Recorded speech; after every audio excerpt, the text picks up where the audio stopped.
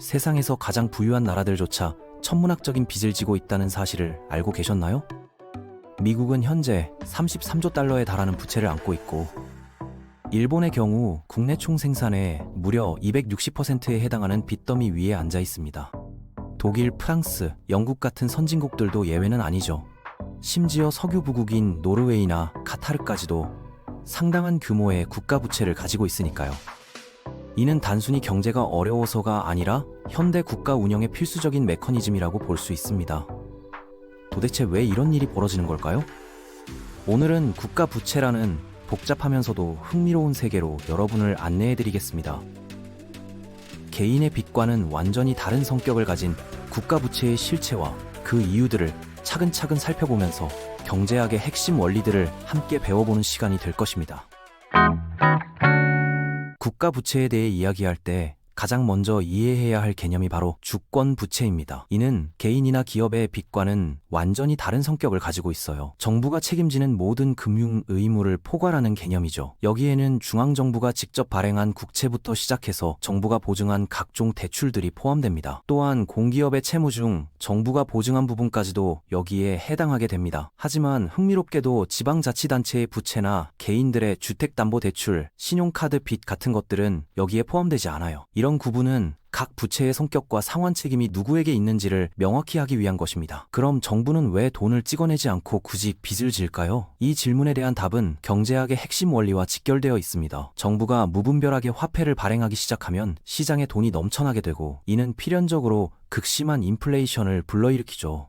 1920년대 독일의 바이마르 공화국에서 일어났던 일이 대표적인 사례입니다. 당시 독일 정부는 1차 대전 배상금과 전후 복구 비용을 충당하기 위해 화폐를 무분별하게 찍어냈고, 그 결과 물가가 하루가 다르게 치솟았습니다. 빵 한 덩어리 가격이 아침에는 한 마르크였다가 저녁에는 100마르크가 되는 상황이 벌어졌죠. 사람들은 돈을 바구니에 담아서 장을 보러 다녀야 했고, 급여를 받으면 즉시 물건으로 바꾸지 않으면 가치가 사라지는 끔찍한 상황이었습니다. 최근 짐바브웨와 베네수엘라에서 벌어진 경제 대참사도 바로 그런 무분별한 화폐 발행의 결과였습니다. 짐바브웨에서는 2008년 인플레이션율이 연간 2억 3,100만 %에 달했고, 100조 짐바브웨 지폐가 실제로 발행되기도 했어요. 이런 상황에서는 화폐가 휴지 조각과 다를 바가 없어지고 국민들의 삶이 완전히 파탄나게 됩니다. 반면에 차입을 통한 자금 조달은 정부에게 일종의 규율을 부과합니다. 빌린 돈에는 이자가 붙고 상환 의무가 따르니까 정부도 더 신중하게 재정을 운용할 수밖에 없게 되는 거죠. 이런 메커니즘은 정부의 무책임한 지출을 어느 정도 억제하는 역할을 하게 됩니다. 마치 신용카드를 사용할 때 현금보다 더 신중해지는 심리와 비슷하다고 볼 수 있어요. 또한 국제 금융시장에서 차입을 하게 되면 신용평가기관들의 지속적인 모니터링을 받게 되고, 투자자들의 신뢰를 얻기 위해 투명하고 책임감 있는 재정 운용을 해야 합니다. 이는 결과적으로 정부의 거버넌스 개선으로 이어지는 긍정적인 효과를 가져올 수 있어요. 정부가 돈을 빌리는 가장 일반적인 이유는 바로 예산 적자를 메우기 위해서입니다. 세금으로 걷어들인 수입보다 지출해야 할 돈이 더 많을 때 발생하는 상황이죠. 예를 들어 한 나라가 세금으로 연간 280조 원을 걷어들였는데 교육, 의료, 국방, 사회복지 등에 필요한 돈이 330조 원이라면 50조 원의 격차가 생기게 됩니다. 이런 상황에서 정부는 세 가지 선택지 중 하나를 택해야 해요. 지출을 줄이거나 세금을 올리거나 아니면 돈을 빌리는 것이죠. 각각의 선택지는 모두 장단점이 있고 정치적, 경제적 파급 효과도 완전히 다릅니다. 이 중에서 어떤 방법을 택할지는 그 나라의 경제 상황과 정치적 환경에 따라 결정되게 됩니다. 지출을 대폭 줄인다면 어떻게 될까요? 공무원 월급을 깎고 복지 예산을 삭감하고 도로 건설을 중단하고 학교 신설을 포기해야 할지도 모릅니다. 이런 조치들은 국민들의 생활 수준을 직접적으로 떨어뜨리게 되고 결국 정치적 불안으로 이어질 가능성이 높습니다. 공무원들의 반발은 물론이고 복지 혜택을 받던 계층들의 강한 저항에 직면하게 될 것입니다. 또한 인프라 투자를 중단하면 장기적으로 경제 성장 동력이 약화될 수 있어요. 도로, 항만, 공항 같은 사회 간접 자본은 민간 기업들의 생산성성 향상에 직접적으로 기여하는데, 이런 투자가 줄어들면 국가 경쟁력이 떨어지게 됩니다. 실제로 그리스가 2010년 경제위기 당시 긴축 정책을 시행했을 때 대규모 시위와 사회적 혼란이 벌어진 것을 우리는 목격했죠. 세금을 인상하는 것도 마찬가지로 국민들에게 직접적인 부담을 지우는 방법입니다. 소득세율을 올리고 부가가치세를 인상하고 각종 세금을 신설한다면 가계의 실질 소득이 줄어들게 되고 이는 소비 위축과 경제 침체로 이어질 수 있어요. 특히 중산층의 세금 부담이 늘어나면 정치적으로 큰 저항에 직면하게 됩니다. 프랑스에서 마크롱 대통령이 연료세를 인상하려 했을 때 발생한 노란조끼 시위가 대표적인 사례라고 할 수 있습니다. 단지 연료세 인상이라는 상대적으로 작은 조치였음에도 불구하고 전국적인 시위와 폭동으로 이어졌고 결국 정부가 정책을 철회해야 했죠. 이처럼 세금 인상은 정치적으로 매우 민감한 사안입니다. 그래서 정부들은 가장 덜 고통스러운 해결책으로 차입을 선택하게 됩니다. 당장의 정치적 부담은 줄이면서도 필요한 지출은 유지할 수 있으니까요. 물론 이것도 미래의 부담을 현재로 앞당기는 것일 뿐이지만 적어도 즉각적인 사회적 충격은 피할 수 있는 거죠. 또한 경제가 성장하면 미래에는 더 나은 조건에서 부채를 관리할 수 있다는 기대도 있습니다. 두 번째로 중요한 차입 이유는 경제 성장을 위한 투자입니다. 이 경우 차입은 단순한 적자 보전이 아니라 미래 가치 창출을 위한 전략적 선택이 됩니다. 새로운 고속도로를 건설하거나 첨단 연구시설을 짓거나 교육 인프라를 확충하는 데 필요한 자금을 현재 확보함으로써 경제의 생산성을 높이고 장기적인 성장 동력을 마련하는 거죠. 한국이 1960에 70년대 경제개발 과정에서 외국 차관을 적극 활용해 포항제철소와 경부고속도로를 건설했던 것이 대표적인 사례입니다. 당시 한국은 자본이 부족한 상황이었지만 차관을 통해 대규모 인프라와 산업시설을 구축할 수 있었어요. 포항제철소는 한국의 중화학공업 발전의 기반이 되었고 경부고속도로는 물류비를 대폭 절약해서 경제 효율성을 크게 높였습니다. 이런 투자는 경제학에서 말하는 승수 효과를 가져옵니다. 정부가 100억 원을 투자해서 도로를 건설하면 그 과정에서 건설회사가 수익을 얻고 건설 노동자들이 임금을 받고 자재 공급업체들이 매출을 올리게 됩니다. 이렇게 벌어들인 돈은 다시 소비와 투자로 이어져 경제 전체에 파급 효과를 만들어내죠. 예를 들어 건설 노동자가 받은 임금으로 식당에서 밥을 먹고 옷을 사면 식당 사장과 의류 판매업자에게 수익이 생깁니다. 이들도 그 돈으로 다른 소비를 하게 되고 이런 식으로 경제 전체에 돈이 순환하면서 최초 투자액보다 훨씬 큰 경제 효과가 나타나게 됩니다. 결과적으로 세수가 늘어나고 고용이 창출되어 차입으로 조달한 자금보다 더 큰 경제적 가치가 만들어질 수 있습니다. 특히 현대 경제에서는 기술 혁신과 생산성 향상이 경제 성장의 핵심 동력이기 때문에 R&D 투자나 교육 투자 같은 미래지향적 지출의 중요성이 더욱 커지고 있어요. 이런 투자들은 단기적으로는 수익이 나타나지 않지만 장기적으로는 국가 경쟁력의 근본적인 토대가 됩니다. 세 번째는 예상치 못한 위기 상황에 대응하기 위한 차입입니다. 2020년 코로나 팬데믹이 대표적인 예시죠. 갑작스럽게 전 세계 경제활동이 멈춰버린 상황에서 정부들은 긴급하게 자금을 조달해야 했습니다. 미국 정부는 그 해에만 약 4조 달러에 달하는 경기 부양책을 쏟아부었고 이 중 상당 부분이 차입을 통해 조달되었어요. 코로나19 대응 과정에서 각국 정부들은 실업급여 확대, 긴급재난지원금 지급, 소상공인 지원, 대기업 구제금융 등 다양한 형태의 지원책을 내놓았습니다. 만약 이런 신속한 대응이 없었다면 경제 충격은 더욱 심각했을 것이고 실업률도 훨씬 높아졌을 겁니다. 1930년대 대공황 같은 장기 침체에 빠질 위험도 있었죠. 자연재해도 마찬가지입니다. 대지진이나 태풍, 홍수 같은 재해가 발생하면 정부는 즉시 구호와 복구에 나서야 하는데 이때 필요한 막대한 자금을 평상시 예산으로만 감당하기는 어려워요. 일본이 2011년 동일본 대지진 이후 복구를 위해 대규모 국채를 발행한 것이나 미국이 허리케인 카트리나 피해 복구를 위해 특별 예산을 편성한 것들이 모두 이런 맥락에서 이루어진 차입이었습니다. 특히 기후변화로 인해 극한 기상현상이 빈발하고 있는 상황에서는 이런 위기 대응 자금의 필요성이 더욱 커지고 있어요. 호주의 대형 산불이나 유럽의 폭염, 동남아시아의 대홍수 같은 재해들은 예상보다 훨씬 큰 경제적 피해를 가져오고 정부는 신속한 대응을 위해 차입에 의존할 수밖에 없는 상황입니다. 네 번째는 기존 부채의 차환, 즉 빚으로 빚을 갚는 경우입니다. 이게 일반인들에게는 가장 이해하기 어려운 부분일 수도 있어요. 개인이 신용카드 돌려막기를 하는 것과 비슷해 보이니까요. 하지만 국가 차원에서는 이것이 일상적이고 합리적인 재정 운용 방식입니다. 국가의 수명은 사실상 무한하고 경제 규모도 지속적으로 성장하기 때문에 차환 자체가 문제가 되지는 않거든요. 예를 들어 한 나라가 2015년에 10년 만기로 1조 원을 5% 금리로 빌렸다고 해봅시다. 2025년에 그 돈을 갚아야 하는데 그때가 되어보니 시장 금리가 3%로 떨어져 있고 그 나라의 경제 규모도 2015년보다 50% 커져 있다면 어떨까요? 실질적인 부채 부담은 오히려 줄어든 셈이고 더 낮은 금리로 새로운 차입을 통해 기존 부채를 상환하는 것이 현명한 선택이 됩니다. 이런 차환은 기업에서도 일상적으로 벌어지는 일이에요. 대기업들이 회사채 만기가 돌아올 때마다 새로운 회사채를 발행해서 기존 채권을 상환하는 것과 같은 원리입니다. 중요한 것은 차환이 가능한 신용도를 유지하는 것이고 전체적인 부채 규모가 감당할 수 있는 수준을 벗어나지 않는 것이죠. 다섯 번째는 거시경제 정책 도구로서의 차입입니다. 이는 좀 더 고도의 경제 이론과 관련된 부분이에요. 정부가 국채를 발행하면 시중의 유동성을 흡수하는 효과가 있고 반대로 국채를 상환하면 시중에 돈을 푸는 효과가 생깁니다. 중앙은행의 통화정책과 연계해서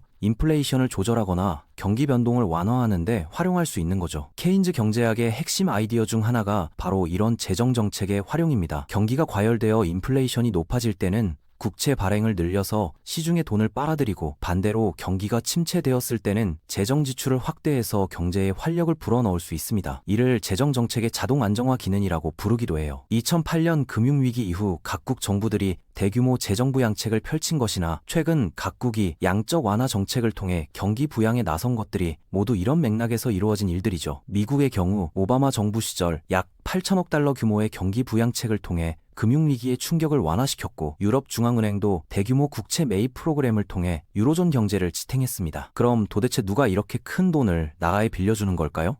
이 질문에 대한 답은 생각보다 복잡합니다.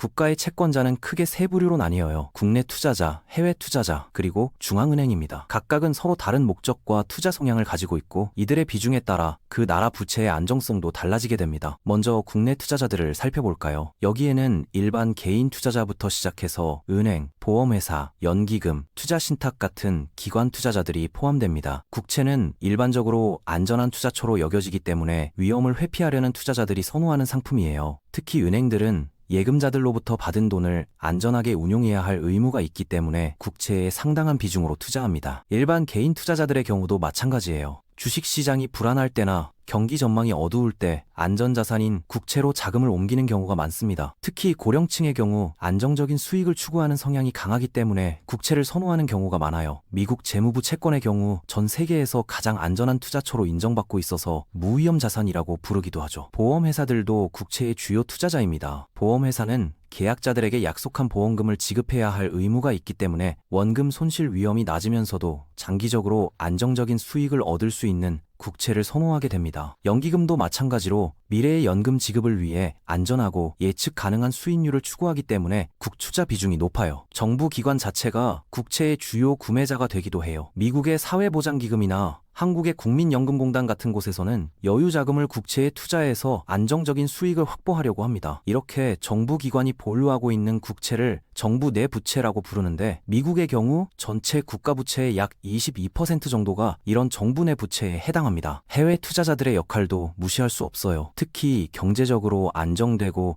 신뢰할 만한 나라의 국채는 전 세계 투자자들에게 인기가 높습니다. 중국과 일본이 미국 국채의 최대 보유국인 것이 대표적인 사례죠. 중국은 약 1조 달러, 일본은 약 1조 1천억 달러 규모의 미국 국채를 보유하고 있어요. 이는 단순히 투자 목적뿐만 아니라 경제적, 정치적 목적도 함께 고려된 결과입니다. 외국 정부들이 다른 나라 국채를 사는 이유는 여러 가지가 있습니다. 외환 보유액을 안전하게 운용하기 위한 목적이 가장 크고 때로는 환율 안정을 위해서이기도 해요. 또한 경제적 영향력을 행사하기 위한 수단으로 활용되기도 합니다. 중국이 미국 국채를 대량 보유하고 있는 것도 이런 복합적인 목적이 작용한 결과라고 볼 수 있어요. 하지만 모든 나라의 국채가 해외에서 인기를 끄는 것은 아닙니다. 경제가 불안정하거나 정치적 리스크가 큰 나라의 경우 해외 투자자들이 기피하게 되고 결국 높은 금리를 제공하더라도 자금 조달에 어려움을 겪게 됩니다. 이런 나라들은 세계은행이나 아시아개발은행 같은